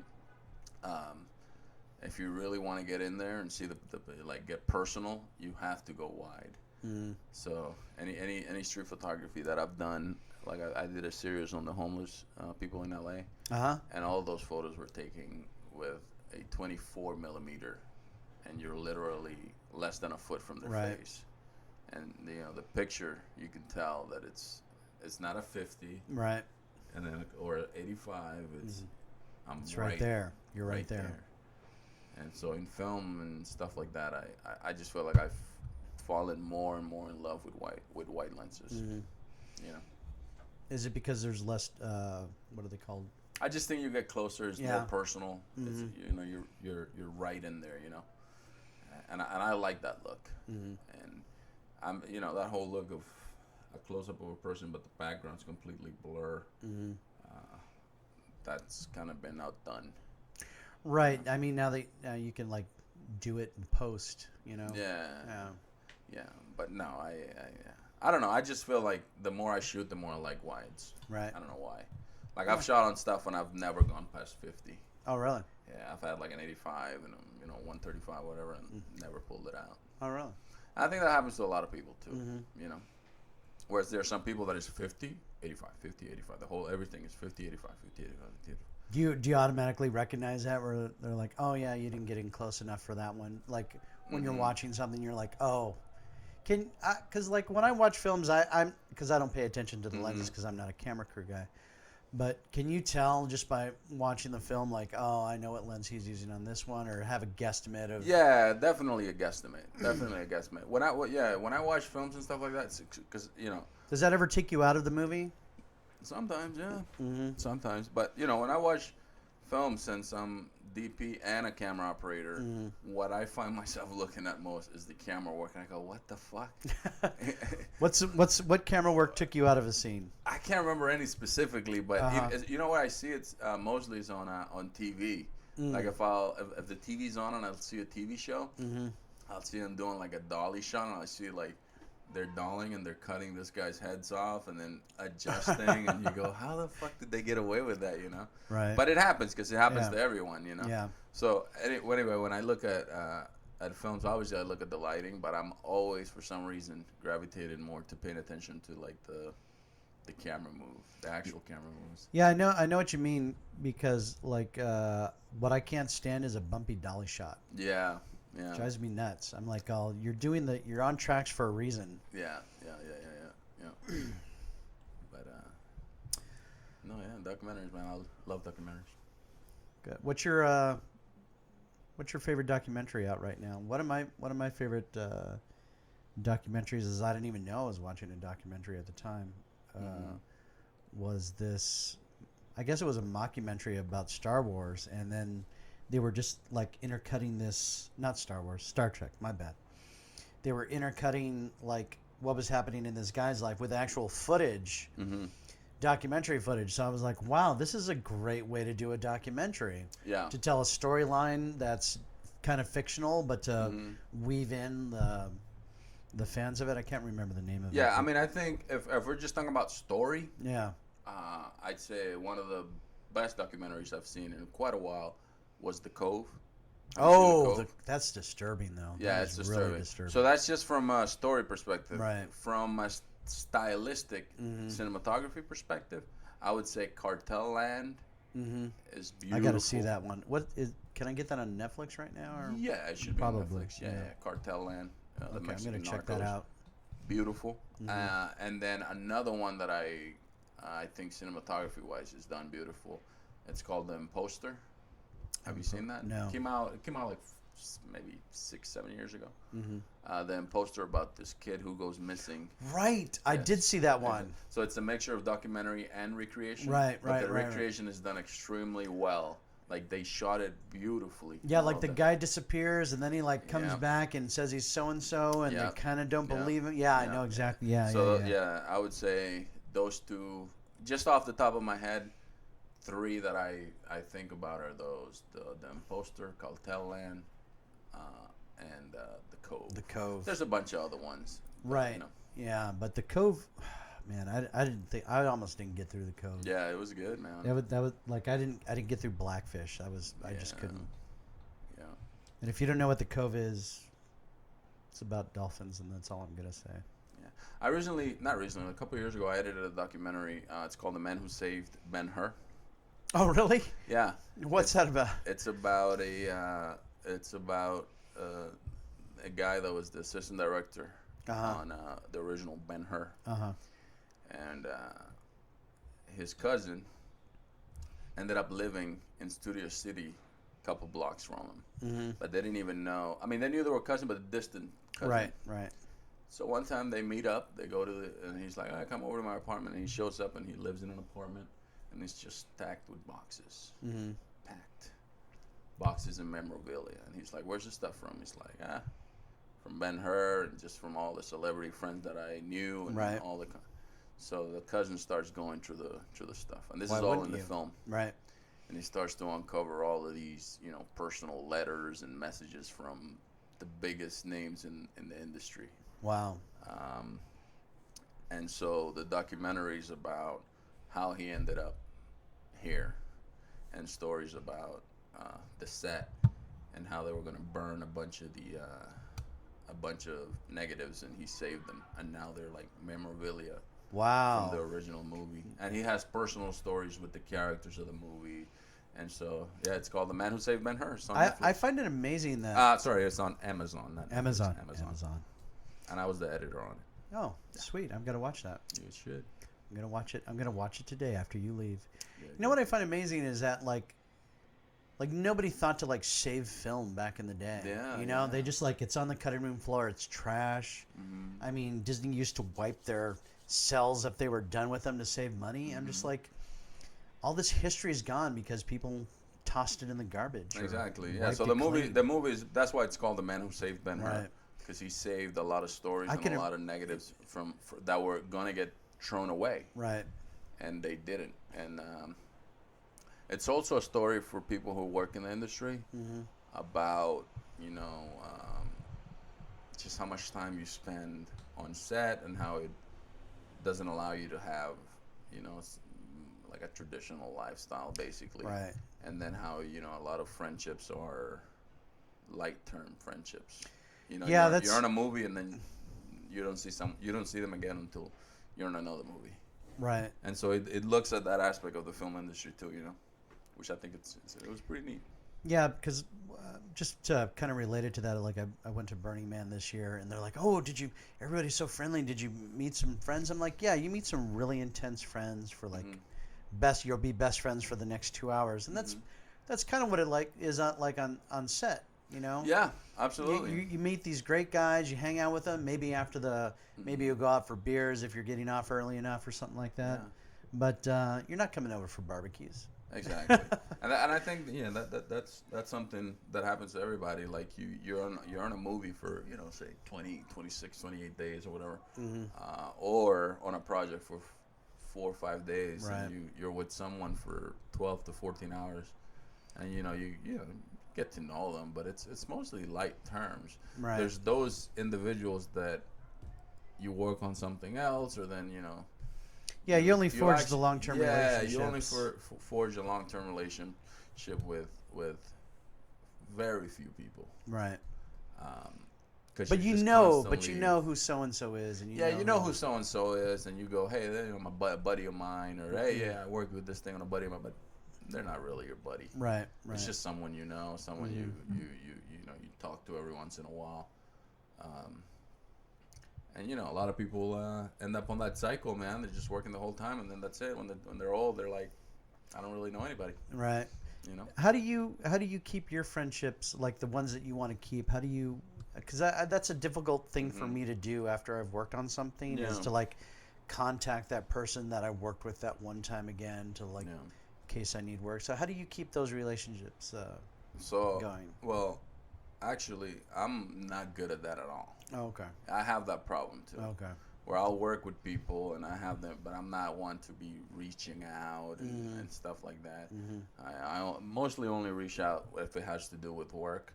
But some people have taken that extra step, and hey, man, it was great working with you. Why don't we grab dinner, or why don't we grab lunch? And I'm always like, ew. But then when I do it, I never regret it. I go, wow, I'm glad I did that, because then someone becomes actual friends. Right. And now it's like on the weekend I'm not doing anything. Hey, man, let's hang out. And some of my closest friends now are people that I met. Well, in LA, everyone that's a good friend of mine I've met working on set. Yeah. So I think it's a good thing. It's just awkward for me to be reaching out to people.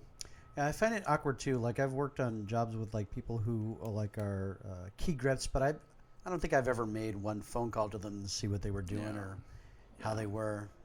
But it's funny. Probably a bad thing for career-wise. Yeah, I agree. Networking is a big part. And sometimes I've been in a pickle, and I'm really bad at doing this. But sometimes I've been on a pickle, and have reached out and be like, hey, dude, you guys got anything coming up? Let me know. And that's something that everybody does all the time, right? People that are working all the time. So I got to get better at that, because I'm pretty bad at it. I'm like, all right, well, I did a great job. He was extremely happy. Hope he hits me back. Whether I'm talking to a director or a production company when I do commercials and stuff. And then if they're done, I'm like, all right, well, there goes that. I got to get better at actually reaching out and making a little bit more effort to. But I know a lot I think you should keep the blonde hair. It makes you stand out. Oh yeah. Yeah. Hey man. It really does. I like the way you're like, oh, but you got the dark beard going. I got the dark beard. I got to shave and re-bleach it, but I think I'm good. I think I did it once. I'm gonna keep this for a while because everybody's giving me compliments on that. Yeah, man. You look a lot healthier, man. I gotta say. Oh, thanks, man. I really appreciate it. I think when we met, I was like almost 280. 280. Wow. And now I'm like 235. 235. And trying to get into we're the same weight, man. But you're like 6 inches taller than me. Yeah, I know, but a lot of people, when they see me, they assume I weigh a lot less. Oh yeah. I don't know why. Yeah, because you got a slim frame. Yeah, it's slim, but I'm anywhere between 235 and 240, bro. You know, so it's like you're ready to bang the boards. Bang the boards. What does that mean? I don't even know what that means. Go up for rebounds. Oh, go up for rebounds. Yeah. Bang the boards. Yeah. Now you know American colloquialism. Well, what's going on with you, man? What you got going on? Honestly, really, since I started working part time at the Spawn Theater. Okay.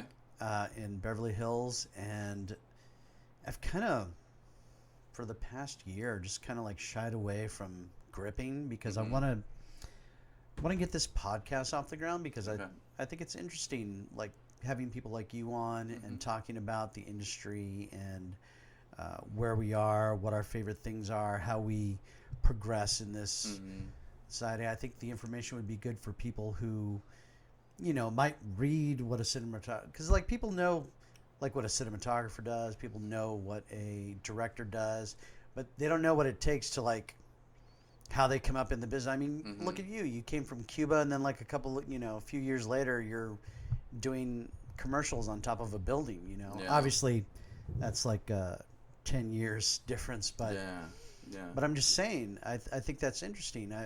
One of my favorite stories is your chewing gum story. Oh yeah. Tell you remember that? Yeah. You tell it. No, okay. No. It's better from you.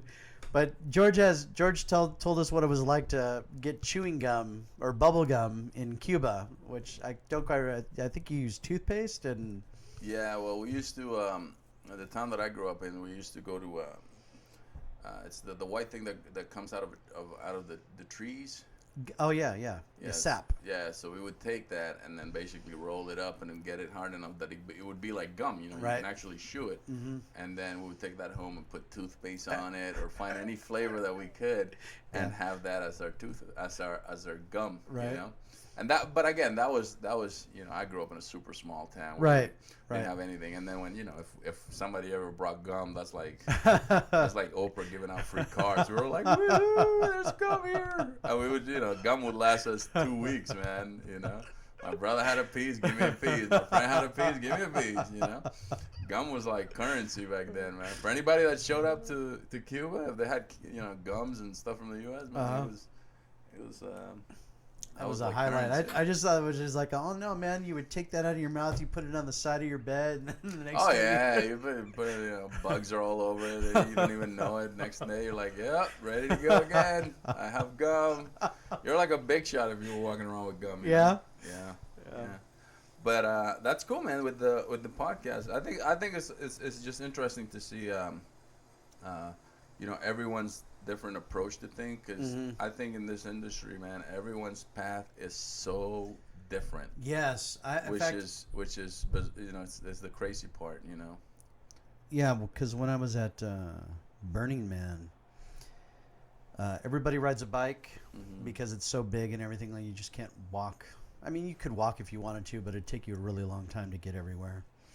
But I was just looking at the desert dirt, and I saw like all these different bike paths, and they're all going in the same direction. And it's just kind of like I took a picture of it to just remind me that, you know, everybody takes their own path to get to the same thing. And Absolutely, man. what I don't like about working as a grip is that I constantly need to rely on other people for work. Yeah. And I'm not good at getting, like, I'm a personable person. Mhm. Like I got a personality. I'm on set. I get to know Yeah. people. But after that's over, I always feel like it's a bad thing to like contact people. You know, like don't bother them. They don't want to be Yeah. bothered. I mean, let your work. If they like you, they'll hire you again. But you know, people tell me out of sight, out of mind. Yeah. So Yeah, that's the same thing with me. It's like, you know, when, like I said, I camera operate and I DP, and it's almost, at some points, it's almost like 50-50. But both of those, it's the same thing. You're kind of dependent on, because you're dependent on, you know, a key grip Right. and then the key grip is dependent on a DP, but that DP is dependent on a director Right. to hire him. So everyone's you know, the director's dependent on the production company giving them the money to make it, Yeah. or hiring him to shoot it, and so everyone's kind of dependent on getting the next job, and it's so competitive, man. Right. Here in LA, especially like DP camera op jobs, they are so competitive. It's like 200-300 people applying for one job. Right. And it's like, what are the odds that they're even gonna see your profile? Right. You know, so most of the DP jobs come out of, oh, I know that guy. He shot this for that guy. I'll just hire him, or he shot this for me, or hey, dude, you know, it's all, you know, the old, it's who you know, basically. Right. Right. And it's not like I don't know people. There's not like I know people I can call. It's just, you know, they're not the ones making the decisions from time to time, you know. Yeah. Like they can suggest me, but I'm sure the DP or the key grip would rather work with somebody who they've worked with before. So it's just, you know, and I got a later start in life. The guys that I'm contemporaries with in film are not my contemporaries with like in real life. You know, I'm about 20 years older than everybody there. Gotcha. So I think there's like when I work with guys my age, they're all in local 80 working on big films. Yeah. And yeah, no, it's also frustrating sometimes because you feel like you're not like, what am I doing? Like but the thing is, every single person goes through that. Like if you listen to people, like even big time. They go, yeah. I just once I'm done with a job, because I'll shoot it. I'll do a project, and while I'm doing it, I feel on top of the world. Like, oh yeah, there, just kicking ass, you know. Right. But the moment it ends, the next day I'm like, what am I doing? I don't have a job. I don't have. And that happens to every single person that I've talked to. Every single person that I talk to. And you know, it's like I've been at this for 10 years, man. Right. And I've done a lot of stuff that I'm proud of, a lot of stuff that I'm, you know, um, comfortable sharing and that I'm proud of and stuff. But, you know, I haven't done anything that's major and that I can, you know, that's known. I'm on the 600 roster, but I'm not in the union because I don't shoot a lot of union stuff. You know, but I know a lot of people who are in the union that are camera assistants or electricians and grips, and then I see, you know, they're working all the time on big shows, and you go, you know, what am I doing? But then when I have a DP job, those guys come work for me, and I go, well, you know, there's upsides to each thing because a lot of those guys want to be either directing or they want to be shooting, and a lot of them are like, I'm perfectly fine where I'm at. Right. I'm an electrician and I make a shit ton of money. Right. I'm good. Or I'm a grip. I'm good. But a lot of them are not, you know? Right. And so you got to look at it with perspective. It's like, you know, when I look, you know, me with the camera operating in DP, when I am doing those jobs, I feel really good. And I say, well, I don't get to camera assist or grip or be an electrician on these big shows, but I get to at least be the guy, be the DP or the camera op on cool stuff too. They're just not the biggest things in the world, and eventually I'll get there, but it's a process. I think you will too, because like I said, I was on the first show that we worked on. I had no idea that your experience was minimal. I just knew that we went to the same school together. You know, and you were very professional. You were very, this is what I want, and this is how I want it to look, and you know, yeah, you hold yourself very well. I don't see why you wouldn't be. Now, me on the other hand, I got to temper I got to talk less and work more. I tend to talk a lot. Yeah. I mean, that's one of the things that and to be honest with you, the reason why I got into podcasting is because I think my personality comes out better, and I'm more personable with people. And I've listened to other podcasts on this subject. In fact, you remember Alexandra Peral? Yeah. She was sound chick, right? Sound chick. Yeah. I had her on here, and she did a podcast a week before, and she's like, "This podcast was way better." Because I'm like, "When did you do a podcast?" She's like, "I did one last week." So we pulled up the podcast and last week, and she's telling the exact same story, but the podcasters are just like, yeah. Yeah, Like there's no conversation. Yeah, they're thinking of the next question. And stuff like yeah, that, they weren't relating to her thing. In fact, the same story turned out better because we learned stuff about a well-known actor who, Latino actor who didn't help her cause. I gotcha. So yeah, who was there with her, you know, talking about he's looking for his next social project, where she's there like protesting in a clear plastic bag because she got robbed. Oh wow! She got robbed and like nobody would help her, and like here's this guy talking about looking for. She got robbed by the production company. No, she got robbed at her the hotel room she was in got robbed. Oh. Police didn't help. There was no camera. This was in at a. It wasn't the Palm Springs film festival, but it was in Palm Springs. Okay. Gotcha. And I don't want to name the actor. We name him on the podcast, but I'm not going to name him on this one. Gotcha. Well, George, according to my clock, it's time for you to take off because you only get 2 hours worth of parking. Oh, there you go. Welcome to LA, baby. Welcome to LA. Yeah. I want to thank you for coming on, and if you've got anything to plug, let me know. Like, how can people get a hold of you? Yeah, I mean, I don't have any just my website, alarconswaby.com. That's ALARCONSWABY.com. And yeah, I got a couple films that are like I got a film called Two Ways Home, which I edited. Okay. And it premiered at the Chinese theater a couple months ago. Sweet, sweet. And it's making the rounds in film festivals and Wow, stuff. we didn't talk you up enough, apparently. Yeah, but it's like I said, I didn't shoot that. Okay. I yeah. edited You it. edited it. Okay. And then if you want to watch the documentary that I also edited Okay. and partly shot, Okay. that's on Amazon. It's called "The Man Who Saved Ben-Hur" The Man Who Saved Ben-Hur. All right. by Joe Forte. And then that's it. Everything else on Instagram, you can find me, Jorge Alarcon-Swaby. All right. I want to thank you very much for coming on. And why don't you come back on after you finish your Cuba boxing movie? I know that's actually Documentary. done. It's in post. It's been in post for a long time because the guy's still fighting, so we're trying to wait it out and have a great ending to the film. Okay. But yeah, man, thanks for having me, man. You're awesome. Anytime. All right. I want to thank George for coming on. I call quite several friends, and they always say they'll do it, but they never do. But so George is a really great guy. I want to thank him for doing that.